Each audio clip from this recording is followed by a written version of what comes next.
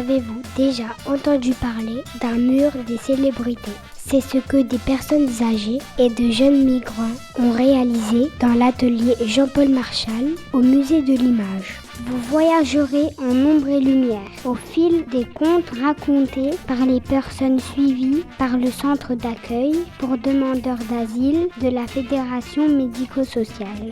Dans le cadre d'une année olympique et paralympique à l'école, les élèves du réseau d'écoles du Val-de-Vosges ont rencontré Benjamin Paulin, champion de France en course à pied. Les élèves de terminale spécialité arts plastiques du lycée Claude Gelée ont eu comme exercice de mettre des images sur des sons pour donner à voir.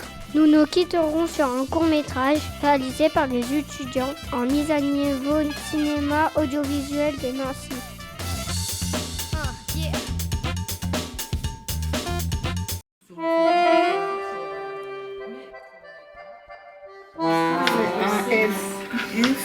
Non. Comme ça.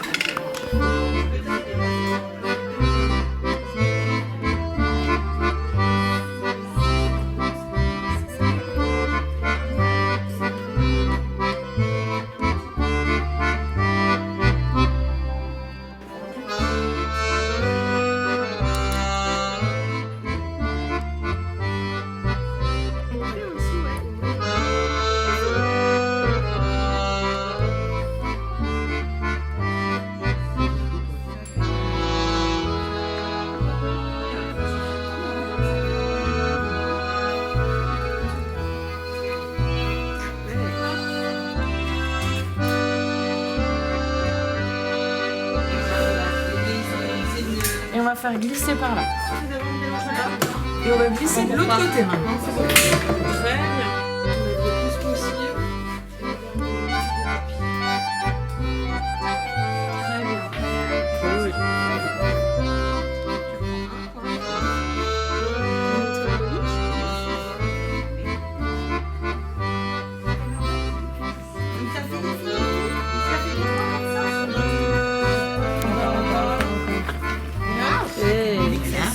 Regardez. Oui, bah c'est bien. Il est beau là. Ah oui, il est beau. Oui.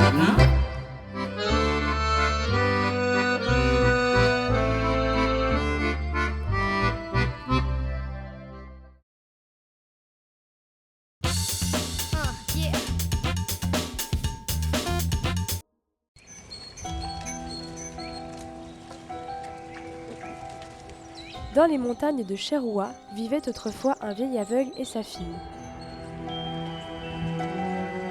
Lorsque la fille fut enlevée par une méchante sorcière,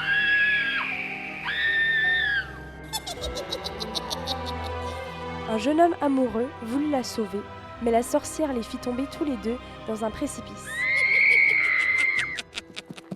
Désespéré, le vieil aveugle partit à la recherche de sa fille.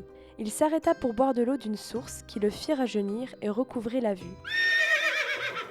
Il vit alors sa fille et son amour sous l'eau.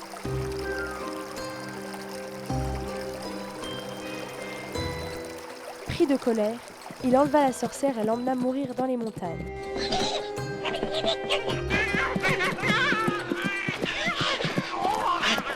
Depuis, on appelle cette source la source de l'amour, où l'on entend les voix de la jeune fille et de l'homme.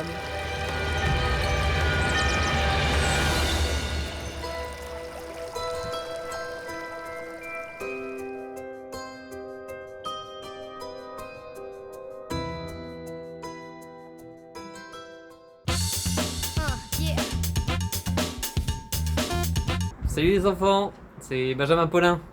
J'espère que vous êtes en forme là pour les Jeux Olympiques 2024 qui arrivent très vite. Moi ça va pas mal, je m'entraîne beaucoup en ce moment. D'ailleurs aujourd'hui là je suis à quelques kilomètres de Saint-Tropez, dans le sud de la France, au bord de la mer. On voit les bateaux derrière, vous voyez. Mais ce que je vous propose c'est qu'à mon retour, on puisse partager ensemble un entraînement à Certigny le vendredi 5 avril. Alors j'espère que vous êtes prêts et que les baskets sont prêtes parce que je pense que ça va grimper. Allez, à très vite. Qu'est-ce que le trail ? Alors le trail, c'est vrai que c'est un nom qu'on entend beaucoup. En fait c'est de la course à pied en nature. Quand on parle de course à pied, c'est le fait de courir. Et après il y a plusieurs catégories dans la course à pied. Il y a la course qu'on appelle course sur route, où là on court sur de la route, sur du macadam. il y a le trail où là on est plutôt on court dans la nature. Par exemple, si là on court sur les chemins ou dans la forêt, on pourra appeler ça du trail. Qu'est-ce que le marathon? Le marathon, c'est une distance de la course sur route. C'est 42,2 km. On le fait dans des villes. Par exemple, dimanche matin, il va y avoir le marathon de Paris. Donc en fait, c'est plein de coureurs de la France entière, mais même du monde entier, qui se retrouvent à Paris pour faire un marathon qui s'appelle donc le marathon de Paris. Et ils vont courir 42 km,2, donc c'est 40 km et 200 mètres, dans Paris. Donc ils vont partir à côté de l'Arc de Triomphe, si vous connaissez un petit peu Paris. On va courir à côté de la Tour Eiffel, donc on verra la Tour Eiffel. Et ce qui est bien, c'est que pendant cette compétition-là, on va fermer la route, donc il n'y aura pas de voiture dans Paris. Et les coureurs vont pouvoir courir sur la route en sécurité et faire ces 42 km. Alors c'est assez long parce que les meilleurs ils mettent à peu près 2 heures, 2h05.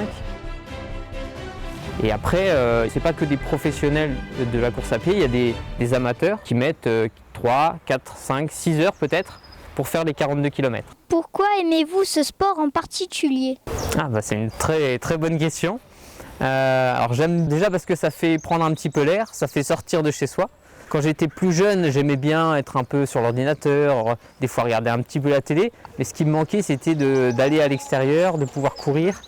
Et puis de se retrouver, vous voyez, comme on est là aujourd'hui, un petit peu dans la nature, on sent l'air un petit peu frais, on entend les oiseaux. C'est ce côté un petit peu liberté qu'on a quand on sort de chez soi et qu'on va vraiment courir. Donc c'est ça qui m'a plu au début. Et après j'ai vu que petit à petit, plus je pratiquais, plus j'allais courir, plus je progressais. Donc soit j'arrivais à courir plus longtemps, soit j'arrivais à faire plus de distance, soit j'arrivais à aller plus vite. Donc ça m'a motivé à continuer, voir que je progressais, plus je courais, plus je progressais. À quel âge avez-vous commencé le trail?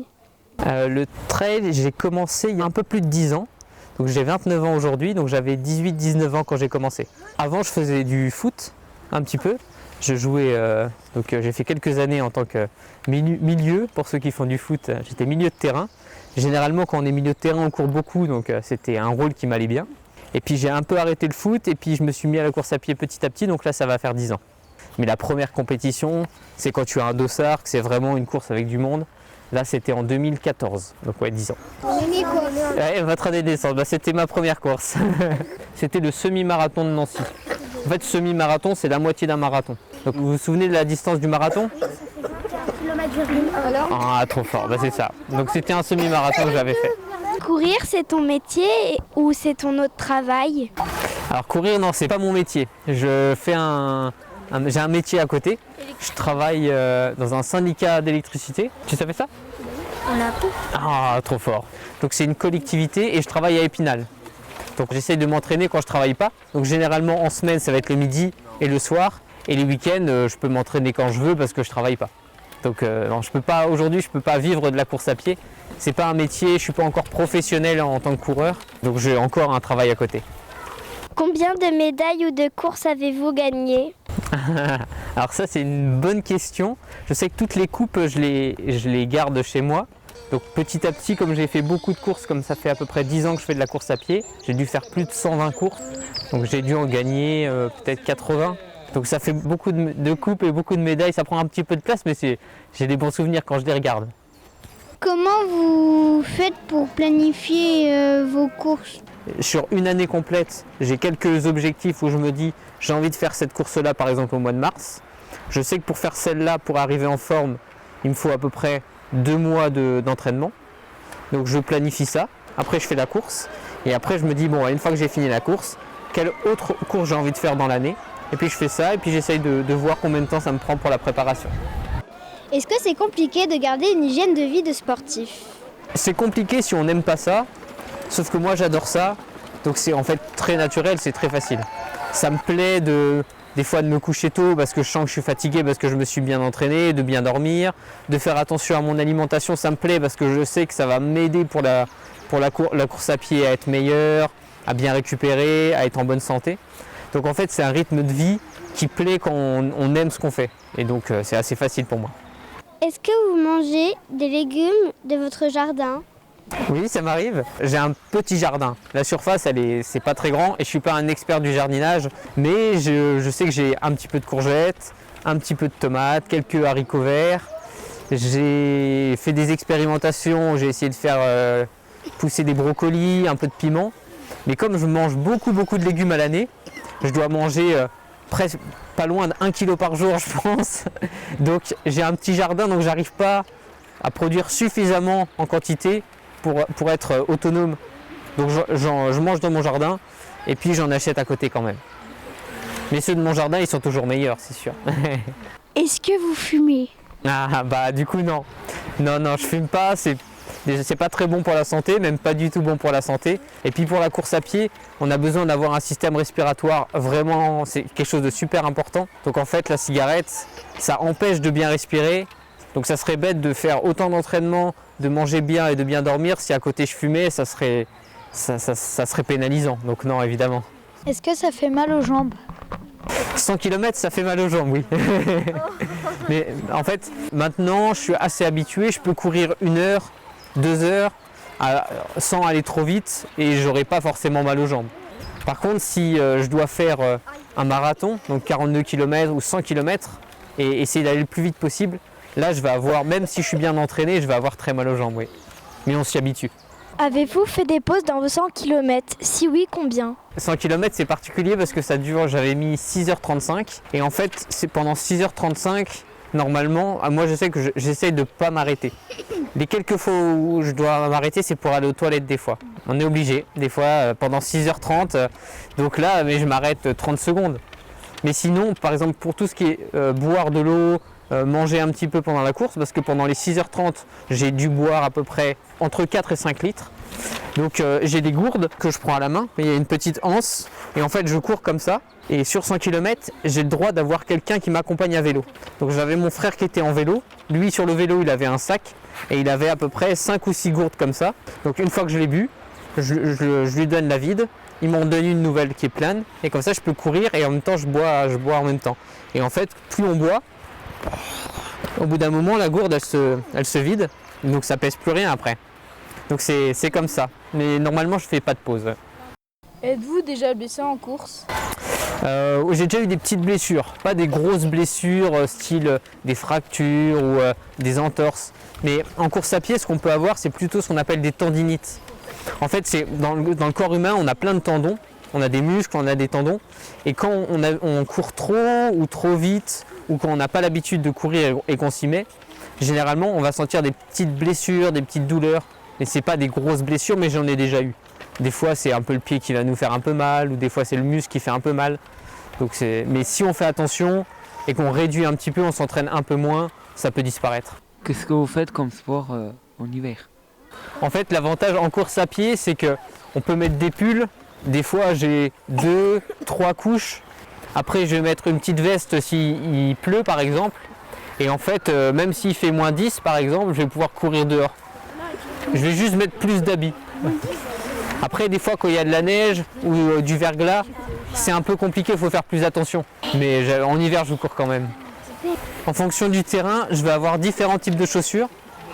Par exemple, aujourd'hui, vous avez vu, il y a quand même pas mal de boue dehors, donc ça glisse. Donc généralement, on essaye d'avoir des chaussures avec des petits crampons.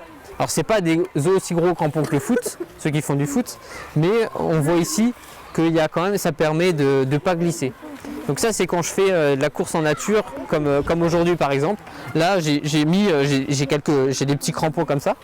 Quand je cours sur la route, ce que je vais prendre sur la route, il n'y a pas besoin d'avoir des crampons. Donc là ça va être une chaussure qui est beaucoup plus lisse parce qu'on va courir sur le macadam. Donc j'aurai plutôt ce type de chaussures là. Donc après vous pouvez venir les regarder après si vous voulez. Après j'en ai pris d'autres modèles qui sont un peu particuliers. Là c'est des chaussures. Donc il n'y a pas de crampons, donc c'est pour courir sur de la route, mais elles sont assez particulières celles-ci parce qu'on voit là qu'il y a comme un petit coussinet d'air en fait. Et ça va permettre d'amortir un petit peu les chocs quand on va courir. Quand on court sur la route elle est assez dure, et quand on court sur 100 km, on est content d'avoir ce côté un petit peu amorti. Participerez-vous au JO? Ah oui, alors on en a parlé ensemble tout à l'heure, effectivement je ne vais pas participer au JO de Paris 2024. La première raison c'était que moi principalement Ma première discipline, donc, c'était le trail. C'est ce que je faisais quand j'ai commencé la course à pied. Donc la course à pied dans la nature, comme je vous ai expliqué tout à l'heure. Et petit à petit, j'ai découvert... Donc en fait, là, on courait 100 km sans s'arrêter. Et ça, c'est une discipline qui n'est pas une discipline qui va être représentée aux Jeux Olympiques. Donc même si j'ai été champion de France de cette discipline-là, malheureusement, aux Jeux Olympiques, on ne verra pas de course de 100 km. Peut-être que dans 4 ans, le trail deviendra une discipline olympique, ça on ne sait pas encore, mais ce n'est pas le cas aujourd'hui. C'est la classe de... Vous êtes à l'école? Les bains. Vous êtes en CM1, tous CM1 de la même classe? CM1, on est d'accord.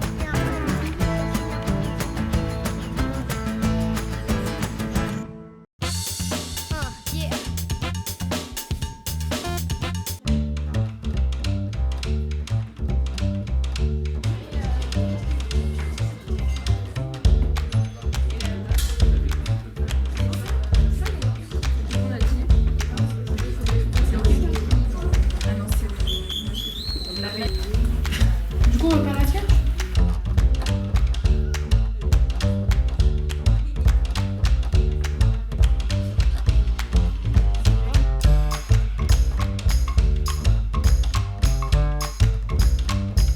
Donc je bouge pas, juste tu Mais tapes tu bouges pas et tu mets le son. Ok. Alors vas-y, avance juste doucement que je vois si je vois bien ton émotion. Ok, ouais.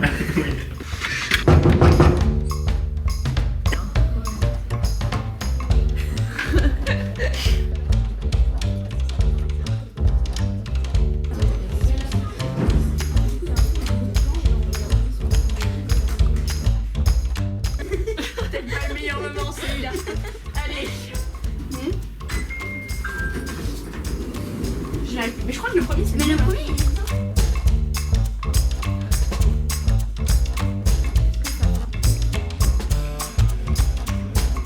Trop bien.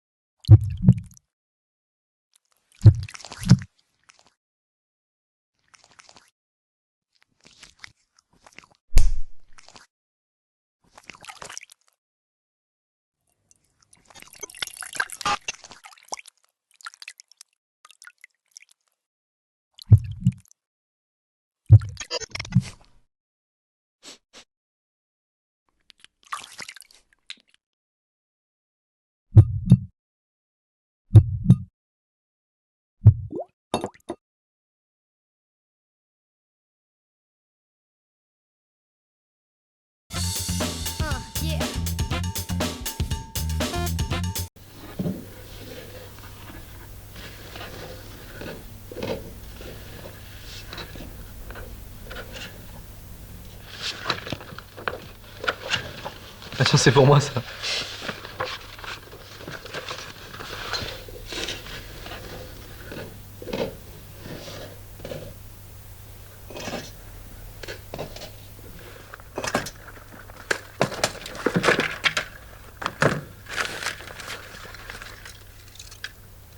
Tu penses qu'on peut regarder ça? Bah oui. On peut l'essayer sur le projecteur de Papy.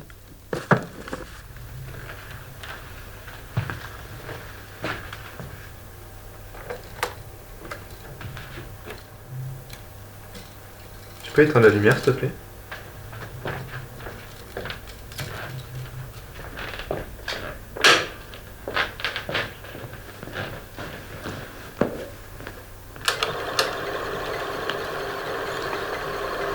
Automne 1960. Un homme terrorise la région nancéenne. Charles Dubois est la première victime d'une liste qui ne cessera de s'allonger jusqu'à l'été 1963. Le procédé est toujours le même. Tuer les clients qui montent à bord de son taxi en les laissant agoniser, après leur avoir fait ingurgiter une substance toxique.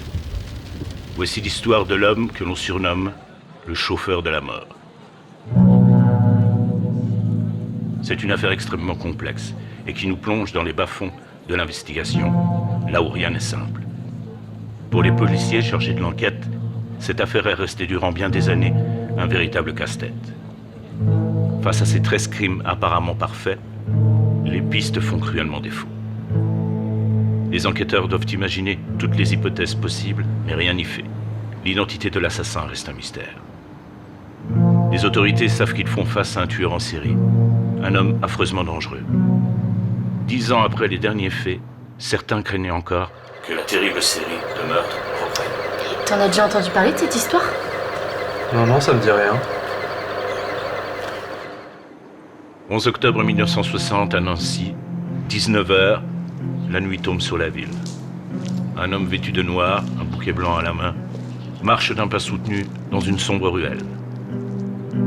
Il a rendez-vous à 20h30 dans le café Bellevue. Là-bas l'attendent sa femme et sa fille âgée de 8 ans seulement. Il est en retard. Charles Dubois s'empresse de trouver un chauffeur pour s'y rendre. Et voilà qu'une voiture sort de la pénombre et manque de l'éclabousser. Cela fait 3 jours que Nancy connaît des averses torrentielles. Le bon père de famille s'empresse de monter dans le taxi et indique l'adresse du restaurant au chauffeur. Charles Dubois est alors pris de violents maux de tête, ainsi que de vertiges de plus en plus intenses. Tout se met à tournoyer autour de lui. Son corps, sans vie, sera retrouvé étendu non loin du restaurant dans lequel l'attend sa famille. Et tu peux arrêter, s'il te plaît? Papy veut pas qu'on fume là. Va te faire pendre.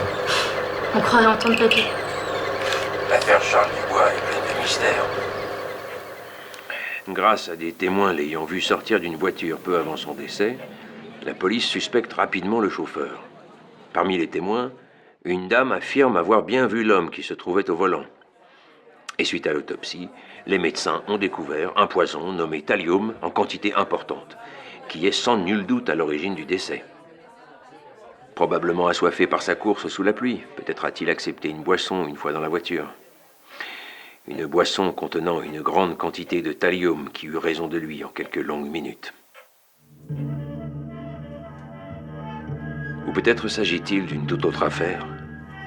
Selon sa femme, Madame Dubois, et quelques proches, Charles n'avait aucun ennemi. Un témoin a vu le véhicule déposer la victime et son chauffeur jeter quelque chose par la fenêtre. Le seul véritable indice, un paquet de cigarettes froissées de marque Troupe. Cette sombre affaire possède bien des zones d'ombre que la police a du mal à éclaircir encore aujourd'hui. Le fait divers le plus énigmatique de l'année s'est pourtant réitéré. Le mode opératoire pour les meurtres qui suivirent fut le même, à un détail près, le poison employé. Au thallium et ses maux de tête insoutenables s'ajoute l'arsenic, donnant des crampes musculaires atroces, et le cyanure, engendrant une hyperventilation et des convulsions. Celui que la presse appelle l'empoisonneur de Nancy a su faire preuve d'une grande malice. En plus de changer de véhicule après chaque crime, il ne laisse aucune empreinte, aucune trace, à un détail près. Serait-ce pour narguer les enquêteurs qu'il laissera systématiquement un indice sur la scène de crime? Toujours ce fameux paquet de Troupe. Des cigarettes que l'armée française ne distribue qu'à ses personnels. Les enquêteurs piétinent face à ce meurtrier fantomatique dont l'ombre sinistre plane sur Nancy. La population vit dans un climat de terreur. L'affaire acquiert une dimension encore plus terrifiante à partir du mois de mai 1963. Dans une lettre censée avoir été écrite de sa main, le surnom diabolique que le tueur s'est lui-même donné apparaît pour la première fois en lettres de sang. Monsieur Durand, je vous vois, vous m'avez vu, et votre incompétence me fait jubiler. À ce rythme, il faudrait presque que je vous envoie des indices. Signez votre mauvaise conscience, le chauffeur de la mort. C'est bien dans ces termes macabres qu'il se fera désormais surnommer. La lettre fait la une de tous les journaux. On compte déjà 12 victimes. 7 hommes et 5 femmes. De toutes classes sociales et de tous âges. Nicole Bonnet. Elle avait 14 ans. On l'a retrouvée morte étendue sur un trottoir, pas loin de son école. Les familles des victimes décident alors de faire pression sur les autorités en donnant une interview à l'Est républicain. Nous assistons alors à une enquête unique, avec ces policiers désemparés, ces indices masqués, ces journalistes et détectives qui se prennent parfois pour des justiciers, et au bout du compte, un véritable fiasco judiciaire. On ne tardera pas à découvrir une nouvelle victime, un mois plus tard. Le corps inanimé de Romain Etier signera le 13e et dernier meurtre du chauffeur. Et cette affaire va considérablement se démarquer de toutes les autres. Romain Etier est un homme âgé de 34 ans, père d'une enfant de 10 ans. Juin 1963, à 21h06 pour être précis, sa femme reçoit enfin un coup de téléphone. Un agent de police lui annonce que le cadavre de son mari, sauvagement assassiné, vient d'être retrouvé dans une ruelle lugubre. Une course-poursuite, une véritable chasse à l'homme a lieu entre le tueur et Romain Etier. Emporté par la panique, il s'engage dans une petite ruelle, et c'est l'impasse. Le voilà piégé comme un rat. Le chauffeur, enragé, l'assaille à coups de pic à glace dans l'abdomen, lui perforant les reins, le foie et l'estomac. Romain Etier s'écroule dans une flaque de sang. À côté de lui, un paquet de cigarettes. La police découvre alors sur cette scène de crime, d'une extrême violence, un message griffonné sur un mur. Avec tout mon cœur, le chauffeur de la mort. Et un magnétophone déposé près du corps.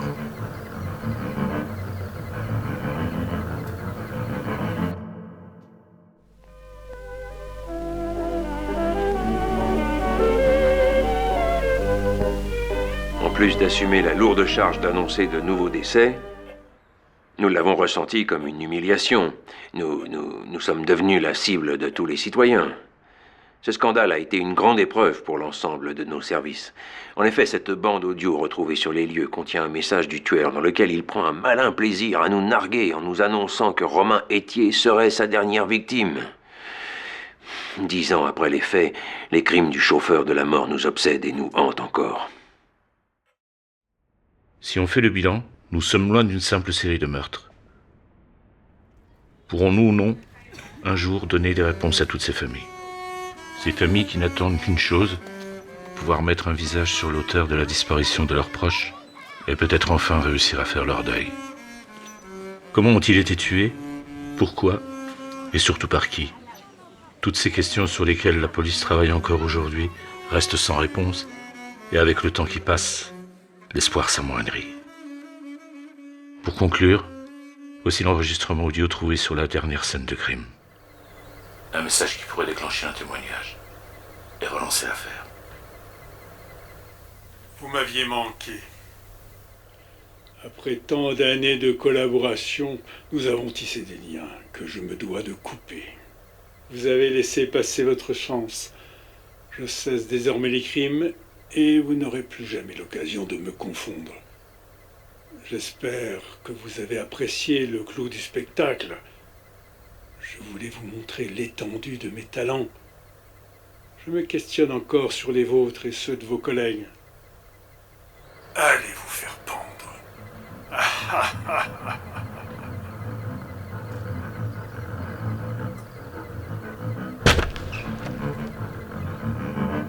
Mais qu'est-ce que vous foutez ici?